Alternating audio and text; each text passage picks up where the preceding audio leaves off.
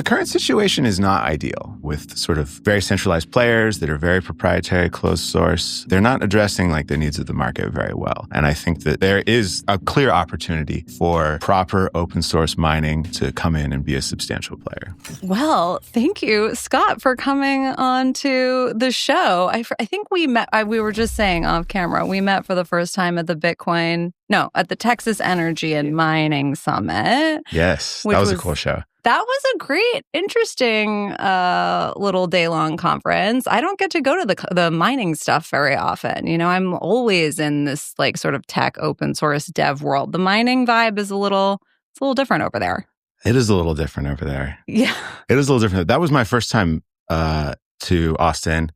Really? Probably like my second time maybe to Texas in general. No way. I feel like there's so much Bitcoin stuff happening there. But there is. But you just never made it over in the years that you've been in this world. Yeah. I mean, they do a lot of like big mining, like mega mining kind of stuff out there, but I'm not really super involved in that world. So, right. Bitcoin Park there is sort of gotten incorporated into Nashville Bitcoin Park, which I'm a big part of. And so they're like, you got to come out and check it out. And I was impressed. Very cool. It makes sense. I mean, so you're kind of straddling these two worlds between sort of like the open source dev world and I guess the mining world, however you want to define that. Creator of Bitaxe. For those folks who might not know who you are and who your project is, I'm excited, or what your project is, I'm excited to dive into Bitaxe and kind of how it came to be and what you're attempting to do there. I don't know if you know the first time. So I promised you that I would tell you the story of how I first learned about Bitaxes. But my, colorful past is that I worked on the Ordinals project with Casey. I did comms for the Ordinals protocol for Casey for like the first 5 or 6 months that he was making all that happen.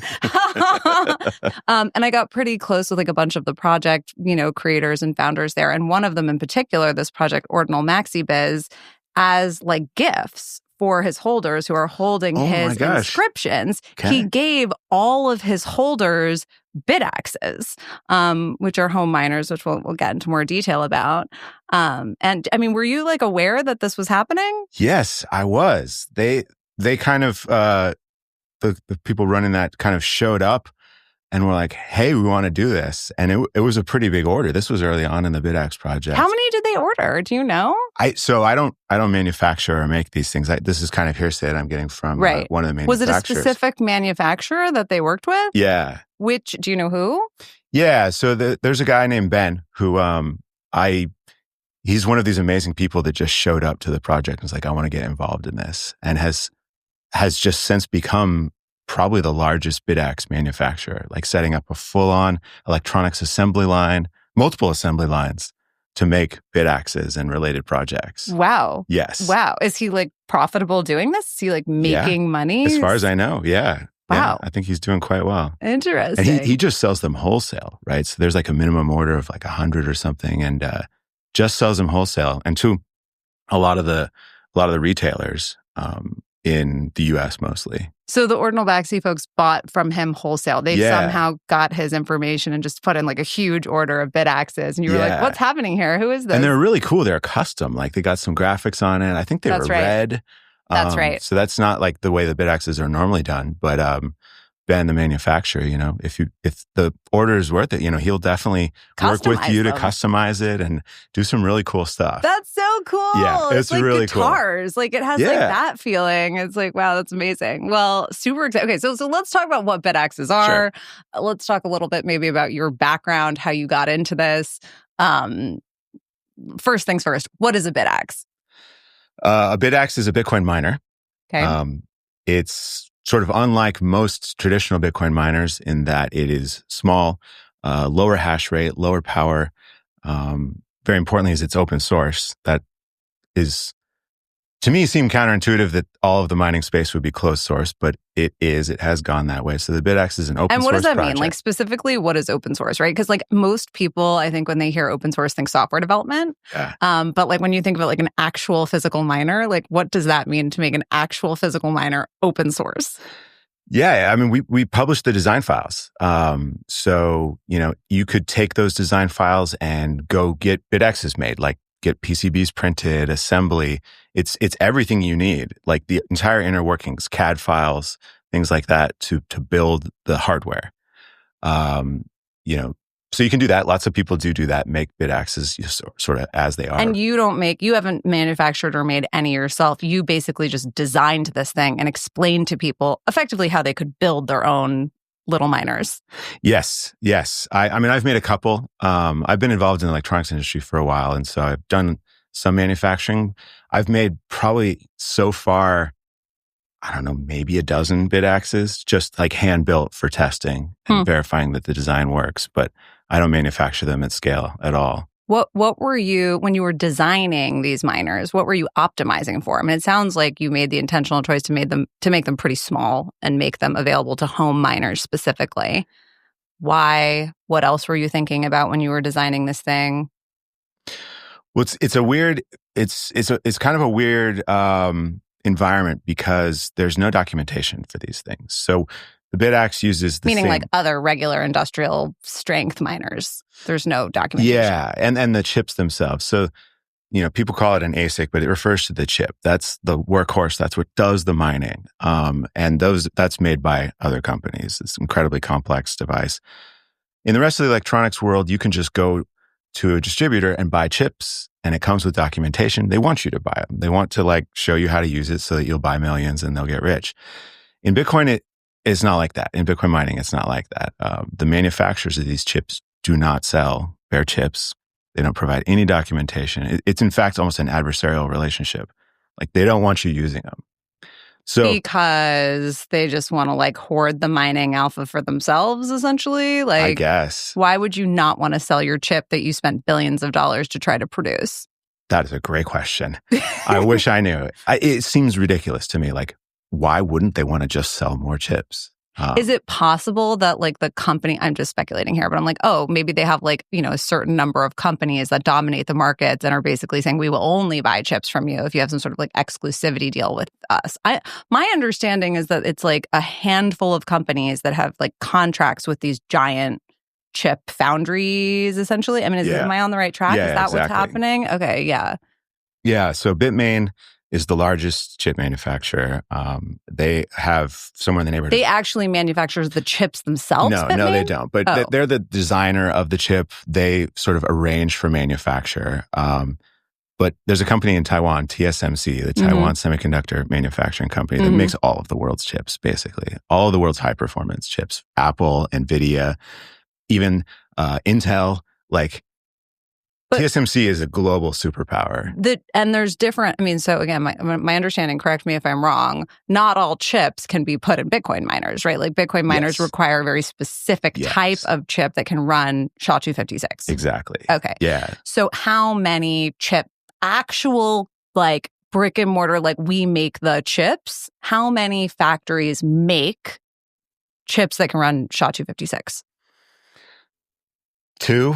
And number 2 is a distant number 2. Like TSMC is like they're massive. Like they are the monopoly on SHA-256 chips. Well, all chips, like GPUs, CPUs, all the chips in your iPhone are made by TSMC. All the AI chips are made by TSMC. Yeah, they're in Taiwan. And that's why everyone's fighting over Taiwan? Exactly. Oh my God, the geopolitics will come back to that. The geopolitics is out of control. Like this has got to be like Taiwan's just like national defense is having that. And they do so much, and TSMC does so much business with the US. Like I would not want to be in that situation. Talk about like rock and a hard place. Oh my gosh. Oh man. Okay. So this is like, people talk about miner centralization all the time. I feel like especially in the open source dev world all the time, you hear a lot about, pool centralization basically and like ocean mining and all of this. I mean, that's getting a ton of attention. Mm-hmm. You never hear about the fact that there's like one mining chip manufacturer effectively in the world that controls like all of the chips and that's it. And like, boom, that's like the most ultimate choke point you could have. And it gets worse. So Bitmain makes 80% of the chips and the miners that those chips go into, but they also run the largest mining pool. But so you said it's TMSC. What was it called? TSMC. So TSMC is a contract manufacturer. So they'll make whatever you want. whether that's Bitcoin mining or they're otherwise. A piece of the centralization, and then Bitmain basically is the one who's putting in the orders for these specific chips that can be used in Bitcoin miners. Yeah. Why aren't other people putting in orders for chips that can be used in Bitcoin miners? It's absurdly expensive. Like this is, it's been described that the chips that TSMC makes are the most complicated things humans have ever made. And it's like a step below quantum computing. I mean, it's tens of millions of dollars to think about starting to make a chip. Tens of billions of dollars. Millions. To start. You could drop $100 million into this and not have anything that works. So it's very complicated. Technically, it's very capital intensive. And TSMC doesn't just work with you and I, right? They have their order books are like Apple, NVIDIA, Bitmain, right? You don't just roll in there and be like, hey, I want to make something. So do you think it's mostly the money? It's not like they're exclusively working with Bitmain for some sort of like, other mysterious reason. It's just a money thing. Like Bitmain was willing to fork up the money to get these that's right. Bitcoin mining chips made. But, TSMC is just, it's a company, right? It's obviously very big, but, they're like booked, right? So I think even if you roll in with the money, you need to like have proven yourself out that you're not going to waste their time. Right. That you're going to be ready to move to the next stage of the process when it's time. And then you have more money available because this is a very capital intensive project. That makes sense. Okay. Yeah, that makes complete sense. So Bitmain is a Chinese company, Yes. right? Bitmain basically therefore effectively controls the production of Bitcoin miners. I mean, is that fair to say? Yep. Do they have any substantive competition? Substantive, I don't know. I mean, so they have 80% of the market. They produce 80% of Bitcoin miners that go into production that are being made at any given point in time. Yes. Who are the other smaller players? So number 2 is a company called MicroBT, also Chinese. Is that WhatsMiner? That's WhatsMiner. Okay, got it. WhatsMiner, it's hard to tell exact percentages, but like as a portion of network hash rate, I think they have, I don't know, maybe 10% of the market, right? It's a distant second. Whoa, interesting. And then, it's so the MicroBT, they make the WhatsMiner. The engineers that made that, and I believe that started the whole WhatsMiner project, came from Bitmain. Of course. So they have a relationship. Yeah. Well, they must have a relationship because in my mind, I'm thinking, how are they getting the chips? How is this also make distant their own chips. second? Oh, they do make their own chips. They do. And in fact, they make them at the number 2 fab, Samsung, I believe. Oh, which is not this MS. TSMC. Yeah. TMS. Oh, interesting. So it's like proper competition. They just have a substantially lesser portion of the market. Yeah. Way, way behind as a portion of market share. Also, Samsung chips, I think they're inferior, as far as performance and efficiency wise. Okay. So you can kind of tell when you look at the WhatsMiner design. A lot of people like them, but the way that they lay out their machines, the way that they have a lot of different part numbers and stuff, I think they're dealing with a slightly inferior process for making the chips. Okay, that's interesting. TSMC just dominates in this field. That's wild. Yes. That's super interesting. And one of these companies is Chinese and the other are they both Chinese companies? Yeah, they're both Chinese companies. Okay, interesting. Are all the mining manufacturers Chinese? Yes. Pretty much. Yeah. I think 1, 2, and 3 are. I think. And that's like 99% or something. That's like insane. And then I feel like, I think somebody told me that they actually saw you. Did Jack Dorsey just put out a miner? Yes. Okay. Yes, he Proto? did. Is that what it's called? Proto Rig. Yes. I went to the launch event, which was here in Georgia. And I mean, that's a big project. That's the first serious American make a miner project. Is that fair? Yeah, that's fair. I mean, it's an American company. Right. You can probably guess where they're making their chips. Yeah, okay, right. So it's an American company, but the chips are still coming from China. Is it true that Jack Dorsey is also attempting to potentially spearhead a chip manufacturing situation in the United States? I doubt it. You think that's not going to happen? That's a really tall order. That's wild. It's insane. Yes. So you don't see actual chips being manufactured in the United States anytime soon, if ever? I don't. Wow. I mean, Things can change, but right now TSMC has such a huge advantage. There was like Trump was talking about, TSMC, they're going to bring TSMC to the United States. I think they even opened a factory in Arizona. Yeah. I don't know why TSMC would do that. They're like the national defense of Taiwan. I don't know. I don't know how that's going to work out. I don't know if it's just sort of political posturing or Interesting. We'll see. We'll see. I have so my the doubts. Geopolitical ramifications of this are like pretty interesting, aside from just like the obvious like centralization choke points that we think about in Bitcoin all the time, right? Like single points of failure essentially is really what we're talking about. Okay, so let's go back to Bitaxes. So why did you decide to put forth these open source designs? I think you mentioned, were we getting into maybe why all of these machines are all closed source? That's sort of the implication. Yeah. Well, so as far as why I wanted to start the Bitaxe, I'm an electrical engineer. I've been designing electronics my whole professional career so far. Not in Bitcoin mining or anything like that, but I've been interested in Bitcoin. Designing electronics? Yeah, designing electronics. Okay. I was doing contract stuff, like basically designing other people's projects. But always interested in Bitcoin, and I've been screwing around with miners for a while, since, I don't know, maybe 2013. Like, it's an interesting electronics problem. Of course. And I like the hands-on aspect of it. So I had always kind of wanted to make, when ASICs, the chips that sort of make for very performant miners now, when those came out, I always kind of wanted to dabble in that world. And I just decided I was just going to kind of dig in and do it. But like I was saying before, this is not a normal electronics market, right? You don't go to the electronics store and buy these components. So there's a lot of reverse engineering to figure out how to do it. And it was just a hobby project, right? Just screwing around at my nights and weekends. So you weren't like, was it literally just like for funsie, let me see if I can build a miner? Absolutely. Okay. Yeah. Yeah, it's like I had a job like and, an ethos driven, like we must have open source miners, like this must exist to save the network. That was not the intention. Not originally, no. Okay. No, when I had first gotten involved in mining, it was before ASICs came out and people used FPGAs. It's just another type of electronic component to do mining. And, I was curious about it. And so I actually went online and found an open source design and just built it. And it was really cool. Like I learned a ton about how mining works. It was fantastic. Kind of put that aside and went on to other stuff. And then when I wanted to get back into it with these new fangled ASICs, I was like, okay, great. I'll just go, see what's out there, grab an open source design and play around. And that was a little bit when my sort of goals and focus shift, when I realized there was no such thing. Like that total, idea of open source sharing of designs had just evaporated. You could not find a design of like how a miner worked, basically. Nope. Like these papers do not exist. They're like buried and like classified. Yes.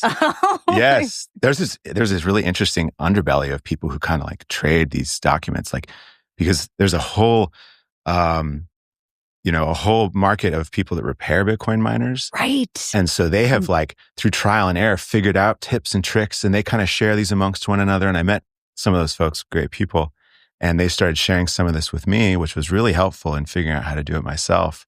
But it was almost like, trading secrets when we run into each other or on like weirdo Discord chats and like trying to make sense of this all. What's the relationship between like the Bitcoin like repair guy? I know some of these guys through friends of friends as well. Like what's their relationship like with the big manufacturers who are theoretically want to keep this information siloed? I think it's an uneasy relationship.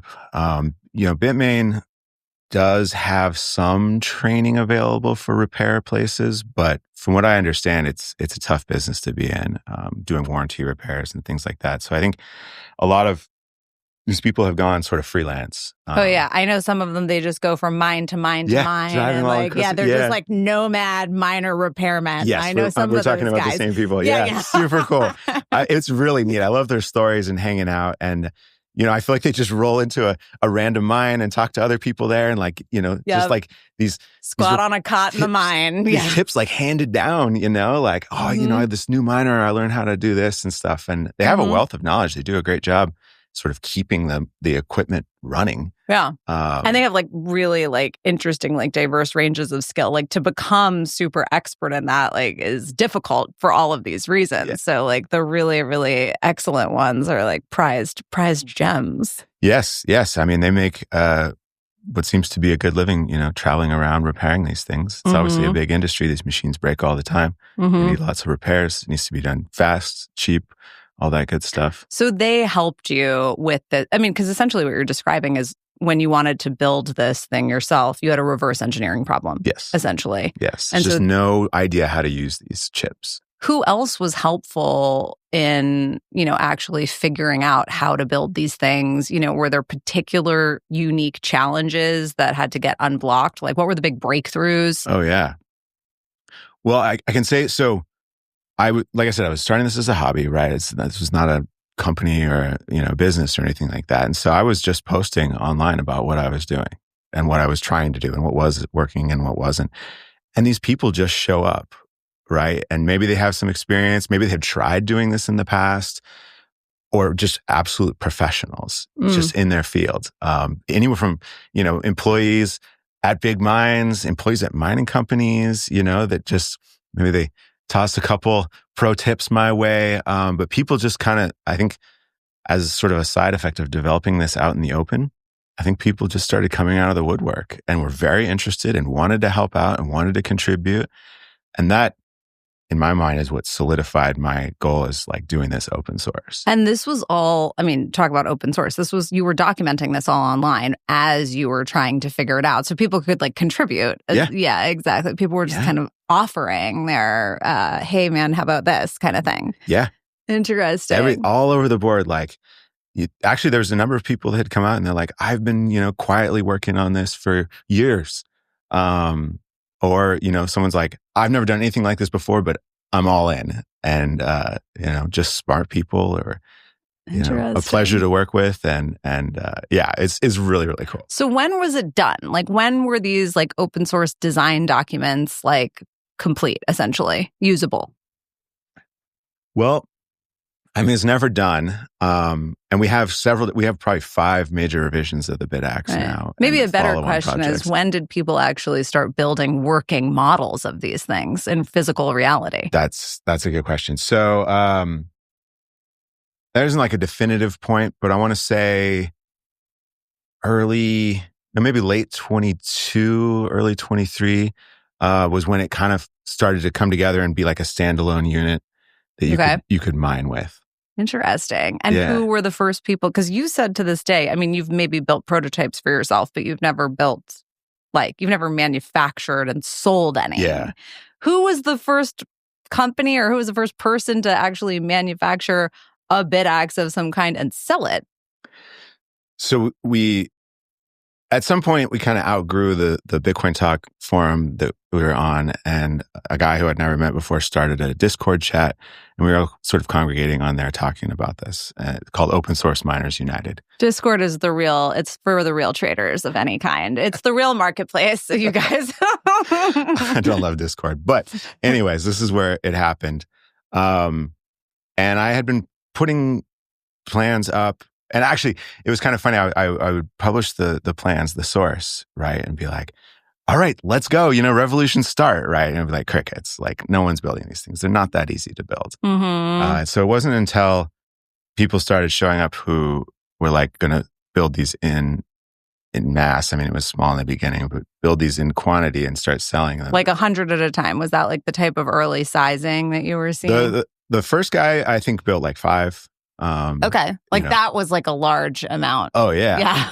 It's a really cool story too, because this guy, he had never soldered anything together before in his life, like a software engineer, and was like, also a hobby project. He's like, how hard is this? I'm like, well, it's pretty hard, but you can figure it out. And he comes back to me, he's like, yeah, I built 5, they're working great. I was like, wow. He was the first one? No. So he just built those for himself. Okay. I think the first person to sort of start attempting to make them in mass and selling them was this guy I've never met. I think he's in Canada.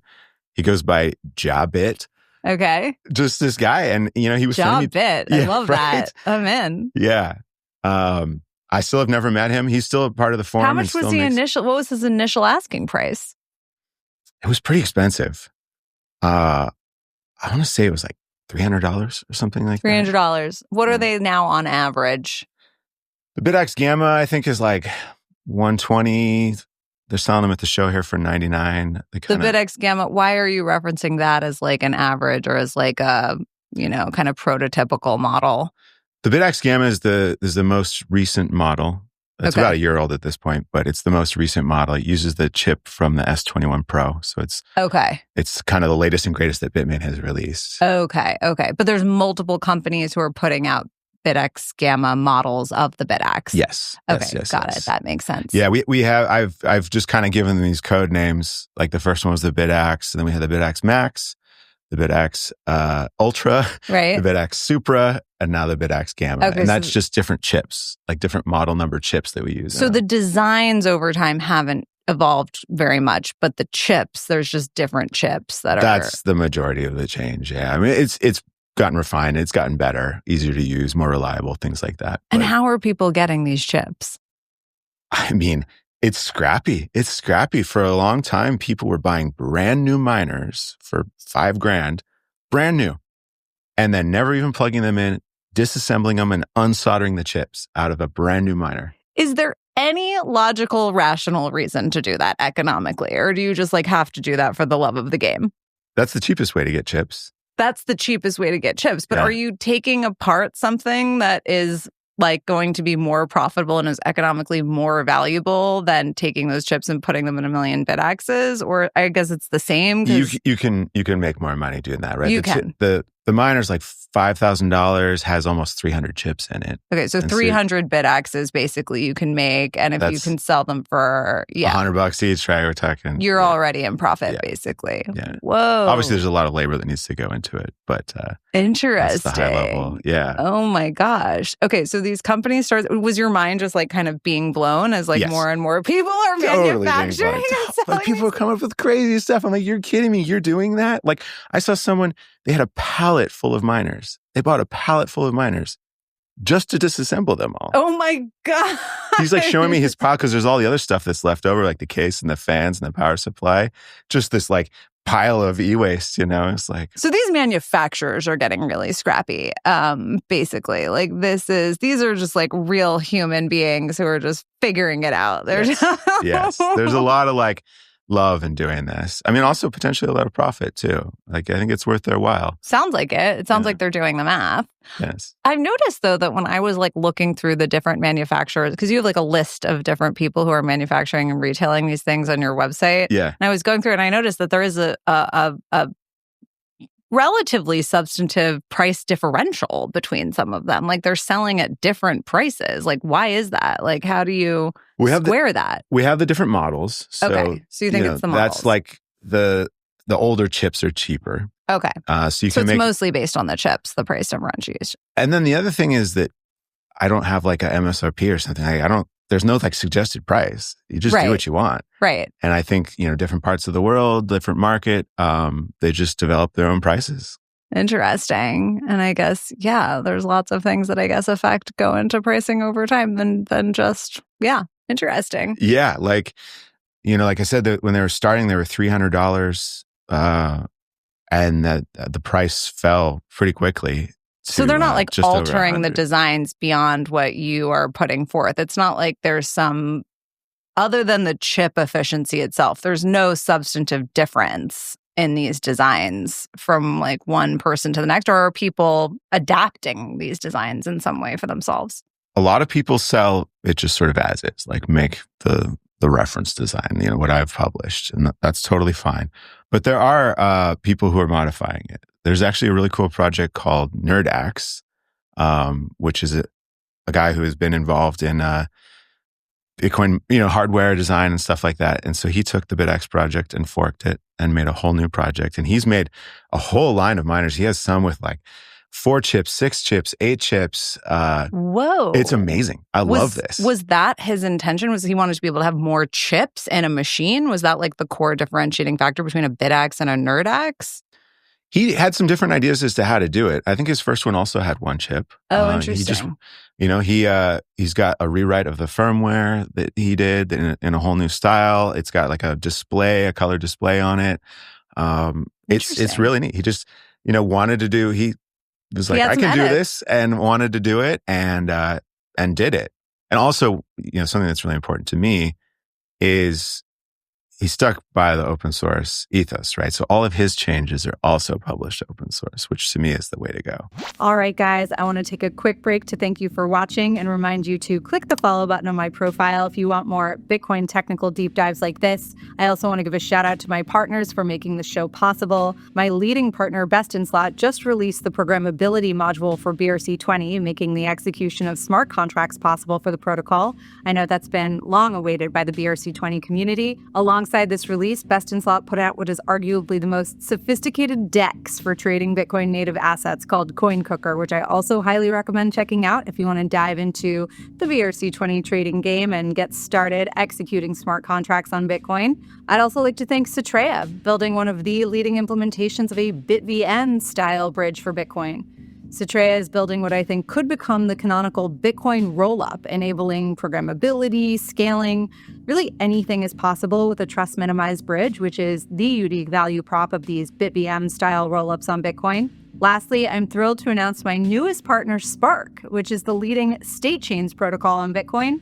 State chains builds upon what was made possible by the Lightning Network for payments, but without the liquidity constraints and the UX challenges that often make self-custodial Lightning impractical. Spark is also led by one of the leading payments infrastructure teams on the planet, including founders from PayPal, Facebook. They're incredibly well positioned to turn Bitcoin into a true institutional standard for payment systems around the world, and I couldn't be more excited to support what they're up to. All right, on that note, let's get back to the show. Amazing. Oh my gosh, that's so fun. Okay, so let's talk about the buyers. Who's buying Bitaxes and why are they buying Bitaxes, right? Because there's the average person who's running a Bitaxe is, I mean, you tell me, like, are they making money doing this? Is this like a hobby mining solo project for them? Like, who are the buyers of these things and why? It's all over the place. One of the cool, interesting things about the project is that there's no way to track them, right? These machines don't call back to some central server, right? Like, I don't know who's making them. I don't know who's buying them. You can just do it and be totally anonymous, which is important in Bitcoin. So I don't know. I don't have any sort of market research. By my best guess, I think we're over 100,000 Bitaxes sold. Wow. But again, I don't know. I mean, people could be making them and selling them and I don't know about. This is just talking to some of the larger sellers. Just an estimate, yeah. As far as who's buying them, I think that I've seen it all across the board. Like people who have basically barely heard of Bitcoin, right? And they want to try something, and maybe they like gadgets. To people who've been in Bitcoin for a long time but never mined and wanted to try it. To hardware tinkerers, hobbyists, professionals who like Bitcoin and electronics and want to mess with a cool project. When you say you were referencing they wanted to try it, they want to mess with a cool project, what is the implication about their end goal there? Is it education? Is it learning? Is it a game? Is it something else? I think a lot of Bitcoiners they're tinkerers, right? They like getting involved in cool things. They like understanding, getting under the hood, how it works. Just speaking from my experience, I'd see something that looks interesting and I want to dig in and learn how it works and play with it. And the Bitaxe obviously being open source and very open gives you a good basis for digging in and learning how this works. So you would say let's call that education, right? I want to learn, I'm curious, I have a hunger for knowledge, something along those lines. Would you say that that's maybe the number one reason why you think people are buying these? I think so. That'd be my guess. I mean, it's certainly not making money, right? You do not start a business using Bitaxes. And you don't even just mine for, if you happen to live somewhere that has, cheap energy, maybe you throw a miner in your, whatever, somewhere in your home that you can stand the heat and noise and you're making some, KYC free sats or whatever, right? But that's unusual with this particular device. You're not going to make much money. I mean, it's a small miner. It's cheap. It uses little power. The consequence is that you don't make much Bitcoin. Even if you have a ton of them, like let's say you have like a wall of them, are you going to like one for one meet? Like, will like the 300 chips in one miner basically get you the same Bitcoin as 300 Bitaxes? Yes, they will, because they're the same chips. They run at the same efficiency. Right. I love to say that, every block is solved by a single chip in a miner, just like the one in a Bitaxe. So, your overall hash rate is much lower. So your overall chances are much lower, but it makes the same hashes. It's just such a small amount of hash that it's like not really about the money at that size, right? Like I hope people are doing the math here and realizing that, with that little hash rate, you have very little chances. Right. Two people that I know about have solved, like solo mined a block with a Bitaxe. Which is wild. But you can also join a pool with these, right? You totally like can. You could mine like some sats with a... Yeah, I think you can get like 50-ish sats a day if you're mining with a shared pool like that. Oh my gosh. So that's fun, right? I know people that for their kids, they'll set them up like a wallet, and you can kind of every day like see the like lightning baby payment. miners. Yeah. That's you can do what you want. Yeah, interesting. Okay, yeah. So, but it's just such a small amount of hash that you're just like, it's effectively nothing. It's like effectively no money. Yeah, a lot of people, when they think about Bitcoin mining, they think like, this is a business. Right? Like, the only reason why anyone would ever possibly want to mine Bitcoin is to like be profitable and make money. Mm-hmm. And I think when I was initially starting the Bitaxe project, there was a lot of people who were like, this project is dumb. Why are you doing this? Like, you're never going to make any money doing this. Running these Bitaxes, why would you even do it? And I just wanted to do it. So, but I think what we're finding is that there's a non-zero amount of people who also are just fine want with to do that. it. They just want to do it. And maybe they're thinking of getting into commercial mining and want to, learn, put their toe in, try with a Bitaxe, see what they think before they get into the... Yeah, like you said, it's like an entry, like a gateway drug, perhaps. Yeah, it's a gateway drug. Everyone I know that is using certainly all of these like Ordinals folks that I know who got Bitaxes, that was their first exposure to mining for sure. And I think some of them, their interest and their increase has only increased over time. Interesting. Well, that was sort of one of the questions I remember I was going to ask. I told you I would ask you this question, like, why would somebody mine at a loss? Is it just for the tinkering? Is it just for the education? Or is there any other, do you think there's an ethos related reason why somebody would mine at a loss? Like, well, I'm contributing to the security, budget of the network, or is that not relevant because the hash is so minimal that it's just not relevant for security? I will say that the Bitcoin mining business is really hard. Like, there's large companies that are mining at a loss, right? We're talking about millions of dollars loss. So it's very hard to mine profitably at any scale. At least with the Bitaxe, your mining at a loss is on the order of single dollars. It's negligible. Yeah. So it's a negligible loss. You can, and then you can scale those ideas up, right? You can just multiply all the numbers. But yeah, Bitcoin mining is a cutthroat business. It's very hard. I think a lot of the largest companies that are doing it successfully, they're doing other things, right? Mm-hmm. Fiat games, publicly traded companies, getting into AI and high performance compute. And do you think there's an argument to be made though that this, could potentially actually contribute to decentralization in a significant way long term? Like, is the idea here that, if every home was running a Bitaxe, all of a sudden you actually do have substantive hash collectively, on the network and contributing to security? Would you say that there is an ethos related argument that can be made here when you like push this idea out far enough, or is that like a pipe dream? Yes, both of those things. Okay. So, the chips that are in the Bitaxe are the same that are in the mega miners. So in theory, if you had enough Bitaxes, it would absolutely be a substantive part of the network hash rate. A Bitaxe is 1 terahash. There's 1 million terahashes in an exahash. We're currently at 1,000 exahashes for the entire Bitcoin network hash rate. So, if we had 1 million Bitaxes out there, that would be 0.1% of the network, right? A tiny little bit. And that's a lot of Bitaxes. So to be a real substantial part of the network hash rate, that would be an absurd number of Bitaxes. So yes, that is a pipe dream there. I don't know if that can really happen, but one of the things that I see happening is as mining becomes more accessible and these open source designs, right, it's not just going to be these 1 terahash miners forever, right? We're going to get newer ones. We're already seeing this, bigger ones, more hash rate. Now you need less of them out there.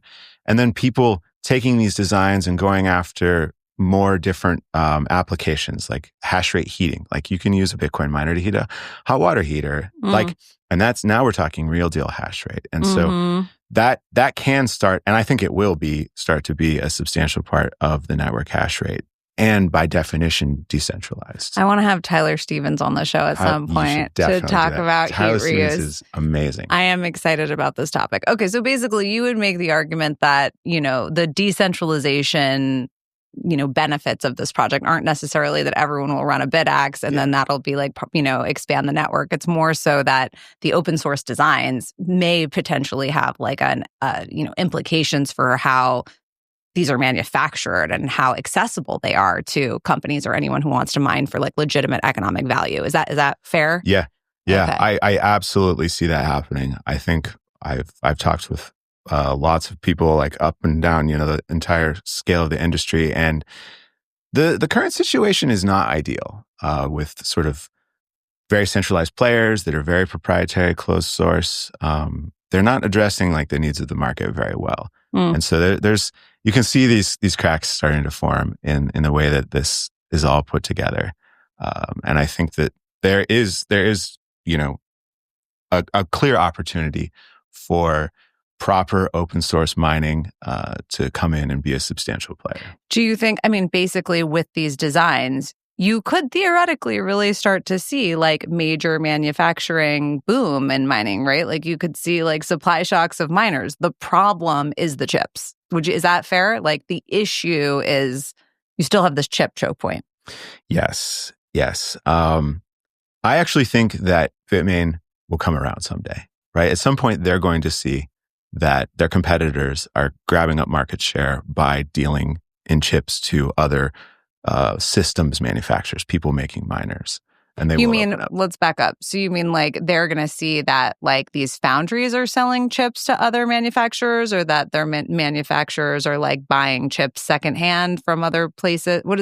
Tell me more about that. So I see, I consider people making the miners, like the actual machines, like the Bitaxe, or those are the systems, right? They're buying the bare chips and they're building machines. You can't mine with just a chip, right? You need to build the whole machine around it. So I call those the systems. Okay. Those are the systems builders. So I think that in the future, Bitmain will see that their competitors, their chip manufacturer competitors, like, maybe MicroBT, What's Miner, or Proto Block, right? They'll see that they are indeed selling chips to other systems builders.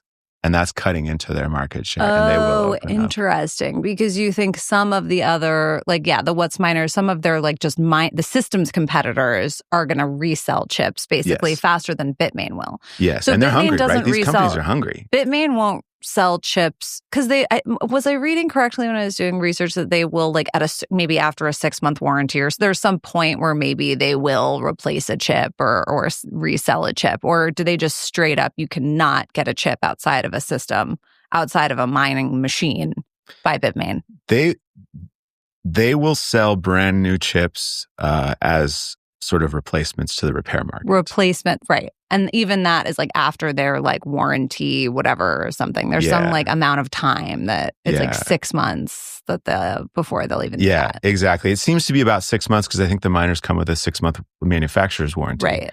So after that, these repair companies sort of spring up, and you can get chips there, but they won't sell you very many. And they're very expensive. But you think What's Miner or Proto, for instance, like they'll just buy extra chips that don't even have like a coordinating, like a system that is paired with them, and they'll just sell them to people to build their own machines. Proto has committed to it. Proto's committed to it? Yes. Interesting. Which foundry are they, what company are they working with? It's rumors at this point, but pretty sure it's TSMC. Okay. If you want to make the most performant chips, you have TSMC make them. How difficult do you think it was for Jack Dorsey to get that I've heard some stories, and I'll say very, right? Even Like, for Jack Dorsey, it was difficult to get this contract actually happening. I mean, what do you think were the challenges on his end? I mean, he, in theory, should have lots of power and credibility. Like, why would it be so difficult for Block to just get a contract with this chip manufacturer? right? They're like a Fortune 500 company. Yeah. Like, what's going on? Because, like I was saying, you need to have a ton of money, but that's not enough, right? Like, you need to have that track record of like having done business with TSMC before, so that they can count. Because they're making a chip has so many different steps, and there's millions of dollars on the line. And if you're not ready for step 3, when it's time for them to do step 3, they're just going to bounce you, right? Because they're like, we got Apple over here, right. So, just that track record, the connections, the sort of history there, as well as tons of money. So, I know that Jack is obviously very passionate about Bitcoin and doing this and decentralizing it, and has a lot of resources at his disposal. But I think he's probably just a minor player over there at TSMC when it comes down to it. Yeah. And so, they call it allocation at TSMC, where you say, I want to get on the schedule to have they make these chips in big wafers.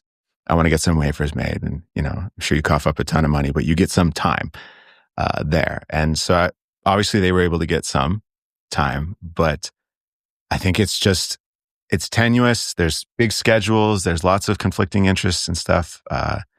It sounds very hard. So will it be difficult for him to so he said he's committed to actually selling these chips solo, that any Bitaxe creator, any systems machine builder can just use. Is it going to be the type of thing where there'll be like choke points on like the supply chain there? Like, I'm sure he'll only be able to get like a certain amount of these. Like, I mean, how do you see this sort of like playing out? Like, are we going to see a boom in people building miners once Proto is selling these chips on the market? Like, what's your projection?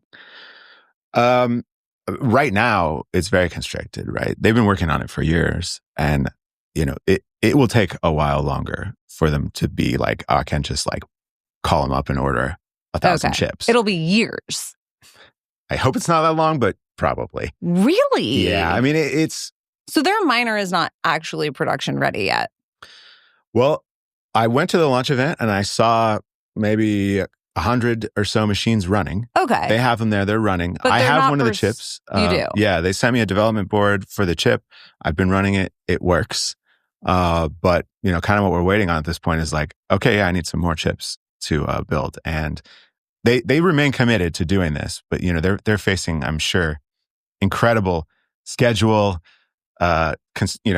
constraints. And it's just like general supply chain constraints. Like, there's only so many chips that this company will give them at any given point in time, and so they're prioritizing their own machines. Like, is that sort of the vibe? That's what I suspect. Again, I don't know for sure. That's what I suspect. Like I said, this is really hard to do, making a chip. Like, really hard to do.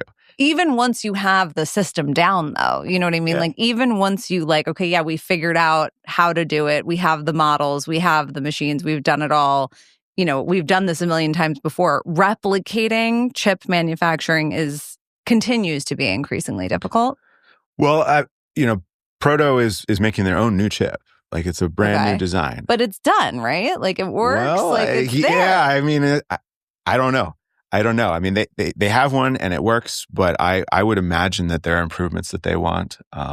Maybe yield, like sort of how many functioning chips they get as a percentage out of a wafer, that kind of thing. I would suspect it's an ongoing process to sort of improve on this, get the efficiency up there, get the price down, get more reliability. I mean, Bitmain's still doing that too, right? Bitmain was on a warpath of releasing a new chip every like 6 months. So you gotta like just stay to on continuously just like improve the chip and just make it more efficient or whatever. Yep. Interesting. I'm sure it's a very cutthroat market. So I mean, I have no doubt. I talked to the Block guys, the Proto Block guys, quite a bit, and I know for sure they're working very hard on this. They've got a great thing on their hands, some great ideas. I really like what they're doing. I really like that they've committed to selling chips and supporting the sort of home mining open source market. But yeah, it's a big job. Would you say that the hardest part of the like reverse engineering problems that you were solving in order to effectuate these designs? Was that figuring out how the chip connects? Was it like chip-related challenges, like how the chip connects to the firmware? Maybe that actually would be like a good like kind of thing to just move through really quickly. Sure. So there's like chip, firmware, software. How did like each of those process, like how did that go? Reverse engineering through the three of those.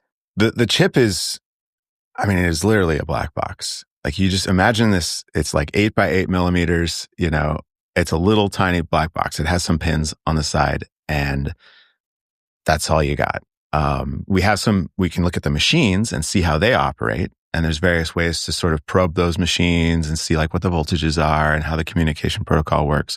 But we don't have any like spec. So there's everything from like unsoldering the chip and measuring how far the pins are apart, which is, like less than half a millimeter apart, right? It's so you got to figure out how to physically interface with the chip. And then how do you communicate with it? How do you send work to the chip to be mined? How do you get the responses back? Like when it's mining, how do I know what's been happening and how do I interpret that data that the chip is sending me back?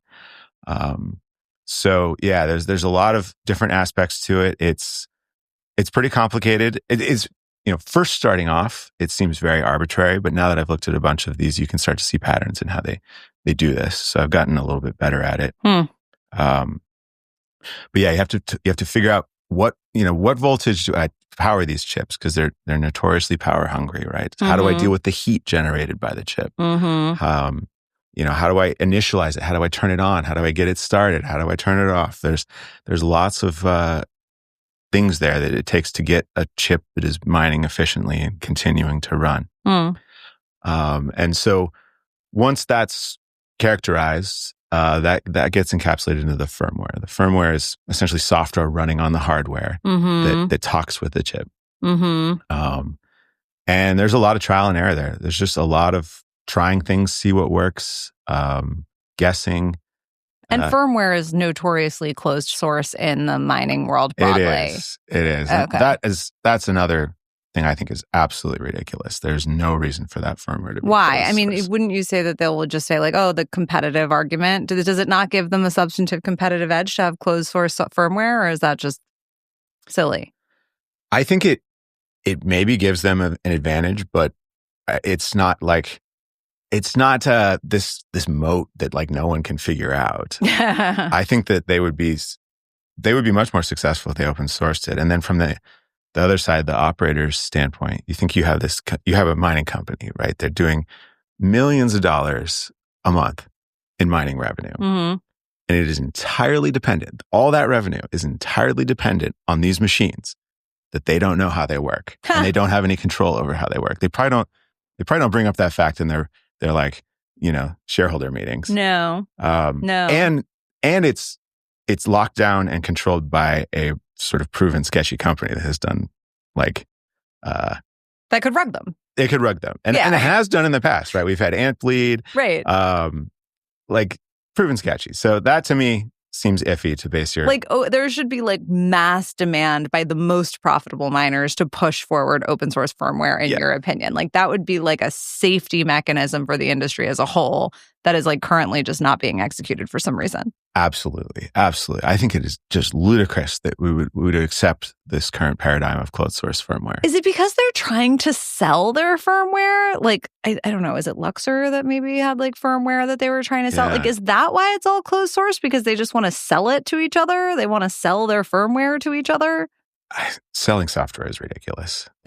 We've been through this before with the web, right? Like Microsoft used to make a proprietary closed source web browser. Yeah, right. It's been forgotten to history because now we have open source tools. So it's like a short-term thing. It's kind of like a race to the bottom. The closed source firmware is not going to last. Like one way or another, like that bottle is going to be popped. Like absolutely. This is a short-term speed bump here. You can try to. Right. I was going to say, you can try to close source it and sell it to your friends, but eventually they're going to figure out how to like build it themselves and that bubble will be burst. Yes. And that's sort of what's happening. I mean, now it's kind of over, or I guess most of the big miners are still using closed source firmware. Yes. Most of the big miners are working on their own firmware. Right. because they're not. I think Mara has their own firmware, right? Yeah. Yeah, because they're just not satisfied with what they're getting from either the manufacturer or these third party. What's the most widely used firmware that's being sold that like is actually like sold on? Is it just Bitmain's just inherent firmware? It's like you buy a Bitmain, you buy an Antminer, and it just comes with whatever it is, brain. I forget what it is. So Bitmain has their own firmware. Bitmain has their own firmware, right? It's garbage. It's garbage. Absolutely garbage. Like universally known, it is garbage. The crazy thing is, so they have it, the processor that runs the firmware in a miner, it has this thing called secure boot on there. So it's locked down. So it's not easy to load a different firmware on there. Oh, you can't like just strip the machine and then like load something else. Yes, you are locked into using their firmware, which is just notoriously terrible. Huh. I don't think they spend that much time. Is that the same with like what's miners and protos? Like, will protos do well because you can put whatever firmware you want on it? Is that like a promise of proto and Jack Dorsey's effort here? I don't know if they're allowing you to load your own firmware on there. I don't see why they wouldn't. That would be smart. I feel like that would be the correct move. Yeah. Yeah. I've seen screenshots of Proto's firmware. It looks significantly better. They've also committed to making that firmware open source. So I don't know why they would bother to lock it down. Okay. So the closed source firmware like movement is like almost dead. Like it's on its last legs. I think so. Okay. It's really bad. It's really bad. Like this is just not with the Bitcoin ethos to have to trust someone, especially with such an important part of Bitcoin. Well, and it's a relatively new thing, right? Because I mean, like way, way back in the day, like when mining like first started, every little thing was open source, basically, right? Yeah.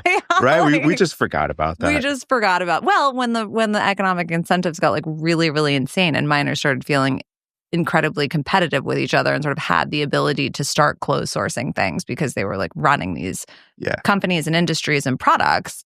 That's when you started to see it. But I guess it sounds like your argument is that some of that was a little short-sighted. It's like, okay, yeah, you can close source everything, but now you've just created, a situation where the entire industry is running firmware that could rug, for whatever reason. Like, meh. Yeah. I don't blame them, especially initially, right? Because it went closed source when ASICs came out, when ASIC mining started. Okay, so that was the point. That was the key moment. That was the beginning of the end for open source. When was that? Mining. Just for like 2013. Okay. And I guess I don't blame them, right? Because here they are being like, all right, we're going to, be revolutionary and make a Bitcoin mining ASIC. This was like the holy grail. Like ASICs are super efficient. ASIC stands for application specific integrated circuit. So it's a circuit designed for just this one thing. SHA-256. Yes. That's all it does all day. All it does. It's the holy grail of mining, or, was. And you have to lay out tens of millions of dollars to think about getting started. So here they are being like... To build a chip. Yeah. So here they are thinking like, all right, we're really extending ourselves financially. We don't want our competitors to rug us, get to market first or whatever. So it got very secret, right? It got very proprietary because there's a lot on the line. I think that's why it started to trend towards proprietary, because it got a lot more on the line. Yeah, I mean, it makes sense, right? It makes sense, but it's time for that to be done. These negative externalities are starting to rear their ugly heads. Yes. On just like the broader industry. Yes, and we just want to buy their chips, so they can still make them and sell them, and they don't have to tell us how it works. Like, okay, that's fine. We want to buy your chips, and we want to open source. We just want to like use whatever firmware we want to use.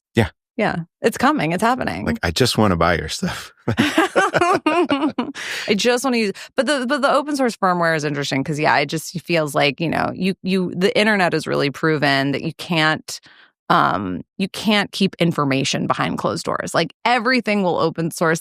Any information packet will be open sourced eventually. Information demands to be free. It demands to be free. It will happen. That makes sense. It will happen, and I think as a result of it opening up, is we'll see an exponential growth in progress. Yeah. Right? Like now it's not just a select few people. Yes, like the internet. Exactly. I mean, this is where we're headed, and it's going to be glorious. I'm so excited. I'm ready for it. I'm ready for the explosion of miners. Although maybe there are some people who are hoping that there's not an explosion of miners so that the value of their miners stays. Do you think this will have an impact on the market for miners? I think that my sort of overall theory for trajectory for where this is going is that on-grid mining, being you buy a box and you plug it in on-grid, I think that's not going to last.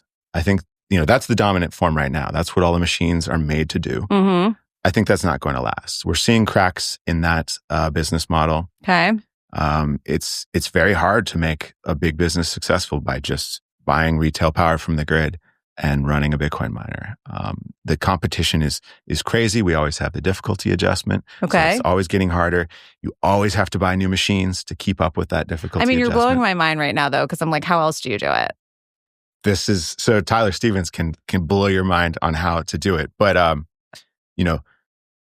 well, actually, Tyler Stevens has this amazing quote. So comfort heat, meaning like space heaters and keeping your room warm. If just 1% of comfort heat in the world was made with Bitcoin miners, that would double the network hash rate. He did sell me on this idea that I guess like Con Edison or whatever could end up being like the largest largest miner in the world, basically. Yeah. Like that's like maybe where this is going one day is like the heat providers will be the largest, like they will have the most hash of any companies in the world. It's a natural fit because normally heat is a byproduct of something you don't want. Right. But now when you actually want the heat, and the Bitcoin mining is just an added sort of benefit, getting those returns is an added benefit on top of it. It really changes the dynamics. So basically your argument, and probably Tyler's as well, is that it'll only, like efficiency will get, like the race for efficiency will get to the point where you need to be pulling double duty with some other function for that electricity, whether it be heat or whatever, in order for it to be economically viable to mine. Yes, I think so. And that actually just further squeezes the on-grid miners, right? Because they're paying a lot of money to get rid of all this heat, right? And you're like, no, I want that. That is a additional benefit to me. Are there other like use cases other than heat? I mean, it's basically just heat, right? I mean, heat is the obvious one, right? And the world needs a lot of heat. But there are other applications for mining. Like there's this whole like concept. other double duties, right? That you could pull with mining, right? Like, okay, if just mining alone isn't going to end up being economically viable because you're competing against other people who are basically getting cheaper energy by virtue of the fact that they're splitting that energy with some other function, right? Mm-hmm. Like they're getting some other value out of that energy on the side.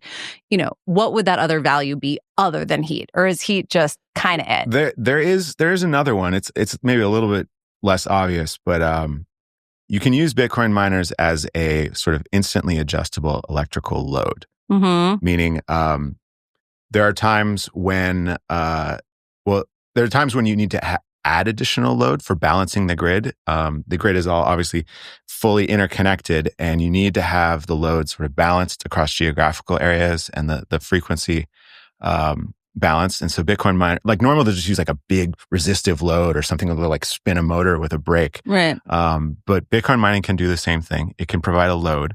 You can turn on the load immediately. You can turn off the load immediately. Yep.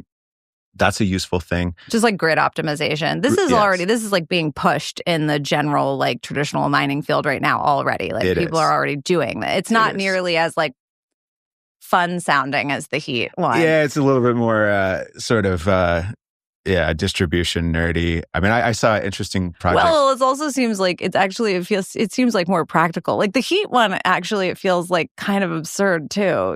Like, oh, I'm going to be like heating my home with I mean, I know this is happening. I know this is real and people are doing it, but it almost does sound like a hobbyist project. It wasn't until I talked to Tyler when he was like, Con Ed's going to be the biggest Bitcoin miner in the world. I was like, it didn't even occur to me. Like, I'm thinking, oh, like plebs, heating their garages with miners, like that's going to be the extent of heat reuse.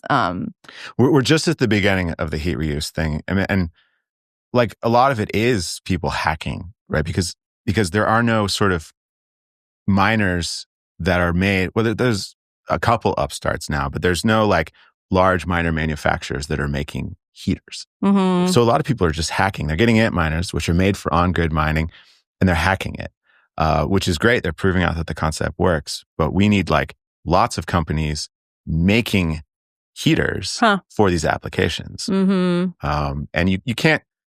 Right, you need special heaters basically that are also miners, effectively. Yes. Yeah. Yes, and to be a company and to build a product like that, you can't go to market by hacking Antminers, right? You need access to the chips. Right. You need to know how this works. You have Right. to get UL safety certification. Right. You have to do all these things. Like, Right. if this is going to be a real business and you're going to sell lots of these, which you definitely could, Right. you need to have like more fundamental access to the chips and know how these systems You could work. have a small to medium-sized business as long as you're willing to buy miners and rip them apart and take out the chips and put them in your mining heaters and make sure that you can resell them for more money. That's the only way to have a business. I mean, that's insane. Like, if you go to any contract manufacturer, someone in China who's going to build you, your electronics equipment to sell. Mm-hmm. They do this day in and day out, but you go to them and you're like, oh, the first step would be you need to take that machine apart and unsolder the chips. They're going to be like, get out of here. Yeah. Like, no one does this. No one does this. Oh my gosh. Yeah. Well, I'm going to have Tyler on the show for sure. We're going to do a mining heat reuse episode. Absolutely. It's already on my list. So that's coming. But really quickly, while we have a little bit more time, I wanted to circle back to Jack Dorsey. And, you mentioned he's like sending you these boards to test this chip. I believe, and he is like one of the bigger funder of OpenSats. Yes. And you are an OpenSats grant recipient. Mm-hmm. How connected are you to that team? Or is it just like, here's your check and let us know what you do and, we support you and believe in whatever you want to do? Or are they do they influence you at all in these designs? Are they supportive in any way? What's it like working with OpenSats, basically, I guess is the question. OpenSats is it's just a miracle. Like, really? It's so amazing. They're very hands-off. Okay. I applied to receive a grant in which I detailed kind of what I wanted to do, which was the Bitaxe, and outlined some things that I was going to do. Mm-hmm. But they're not prescriptive at all. Okay. They want to make sure you're not just like blowing all the money and not doing anything. So you do provide quarterly reports as to what you've done, but they're not prescriptive. Like there's no like, oh, you should make this decision about how you do your project or anything like that. What do you think is their goal for you, right? Because in theory, they are mandated to actually be providing grant money to people who are like going to make like a substantive impact and influence in like Bitcoin broadly and like make a difference for the network and, move the mission of Bitcoin forward. I assume that's not just like helping people tinker, right? What do you think that they think is like the core value of your work for the network broadly? Well, they require open source. I mean, it's OpenSats. So, it's made very clear that this money is for you to work on open source projects, open source Bitcoin projects. Okay. Which I am very committed to doing. And, I think that actually when I first heard about OpenSats, I talked to Dredd, who's one of the board members. And I was like, have you guys ever done any like hardware grants? Because they obviously do a lot of Bitcoin software. And he's like, interesting. No, we haven't. I'm like, would you want to? He's like, I don't know, send an application. We'll check it out. I think it's very in their sphere, right? It's open source. It's Bitcoin. It's providing sort of an inroad into this closed part of Bitcoin. I go to lots of events and talk with people about it, get new people involved in it, sort of advocate for open source. Do you think it's fair to say that maybe they would see the value as just like, again, like pushing things like open source firmware forward and pushing things like open source, I guess, just the idea that like now there are these designs that could potentially push forward manufacturing of miners in general and making miners more accessible. I mean, is that a fair argument? Yeah, I mean, for the broader implications of having this open source information? Yeah, I think that's absolutely fair. I mean, there's I think there's like 12 board members of OpenSats, so I don't know what all of their different points of view are. But they're very clear that they're not funding companies, right? Right. Odell and some of the others have 1031, right? They're like the VC arm, right? But I assume they're trying to fund, open source projects that will meaningfully push this network forward, right? Yeah, and so, absolutely. Yeah, exactly. And yeah, so I think that's their mandate. I think that's what Bitaxe is doing, right? We're, in this sphere, which is Bitcoin mining, home mining, getting more people involved. It's absolutely pushing it forward. Well, that sounds like a great place to stop. Thank you so much, Scott. This was so fun. This was like really a treat. I feel like I've been meaning to get you on the show for so long, and I'm so glad we were able to make this happen. So cool. Thank you so much for having me. Of course.